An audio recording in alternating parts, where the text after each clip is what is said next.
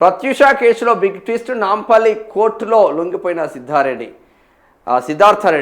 22 ఏళ్ల తర్వాత ముగిసిన ఉత్కంఠ. 2 ఏళ్ల శిక్షను ఖరారు చేసిన సుప్రీంకోర్టు. చెంచల్గూడ జైలుకు నిందితుడు సిద్ధారెడ్డి. 22 సంవత్సరాల తర్వాత న్యాయం జరిగింది. ఈ న్యాయం ఆయన మళ్ళీ బెయిల్ మీద బయటకు వస్తాడో తెలియదు, కానీ మన కోర్టు చట్టాలలో ఉన్న లోపాలు, ఆ లొసుకులను వాడుకొని అడ్వకేట్లు తిమ్మిని బిమ్ముని చేసి బొమ్మిని తిమ్మిని చేసి ఇటువంటి 22 సంవత్సరాలు అవుతుందానే. న్యాయస్థానాల మీద నమ్మకం ఉంటే, చట్టాల మీద గౌరవం ఉంటే, సరే మంచో చెడో జరగాలి కదా త్వరగా. 22 సంవత్సరాల తర్వాత జరిగింది. 2 దశాబ్దాల క్రితం తెలుగు రాష్ట్రాలను గుర్తుపేసిన సినీ నటి ప్రత్యూష మృతి కేసులో కీలక పరిణామం చోటు చేసుకుంది. సుప్రీంకోర్టు ఆదేశాల మేరకు ప్రధాన నిందితుడు గుడిపల్లి సిద్ధార్థరెడ్డి సోమవారం నాంపల్లి కోర్టులో లొంగిపోయాడు.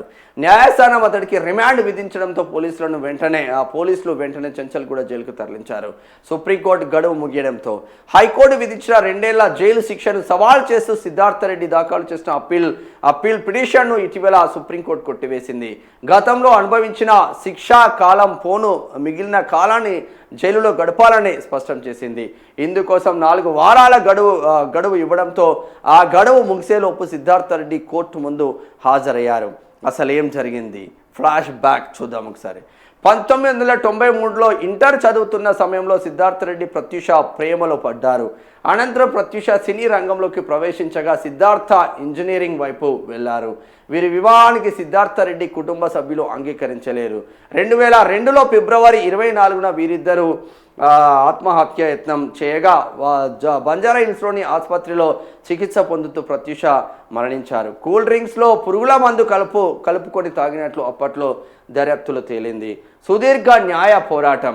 2004 హైదరాబాద్ మెట్రోపాలిటన్ సెషన్ కోర్టు సిద్ధార్థకు 5 ఏళ్ల కఠిన కారాగార శిక్ష విధించింది. దీనిపై అప్పీల్కు వెళ్ళగా హైకోర్టు శిక్షను 2 ఏళ్లకు తగ్గించింది. జరిమానాను 50,000కు పెంచింది.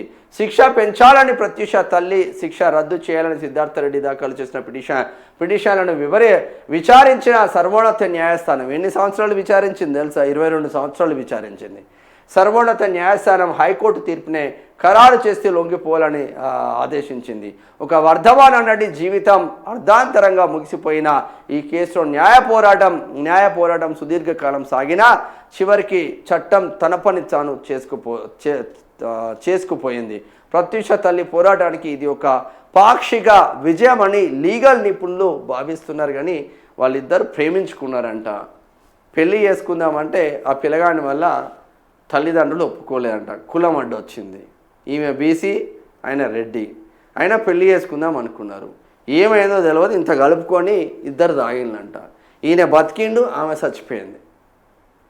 ఈ పిల్లవాడు కూడా అటే పుట్టుక్కుమని పోతే ఈ లొల్లే ఉండకపోవు. జెన్యున్గా ప్రేమించుకున్నారు, జెన్యున్గా పెళ్లి చేసుకుందాం అనుకున్నారు. ఈ అడ్డుపడంతోనే ఇద్దరు కలిసి తాగిన తర్వాత ఆమె చనిపోయింది. అక్కడ వచ్చింది కథ. సరే, ఏది ఏమైనా ఇన్ని రోజులకు న్యాయం జరిగింది కాబట్టి న్యాయమే గెలిచింది అనుకుందాం మనం. 22 సంవత్సరాలు సాగిందా? 22 సంవత్సరాలు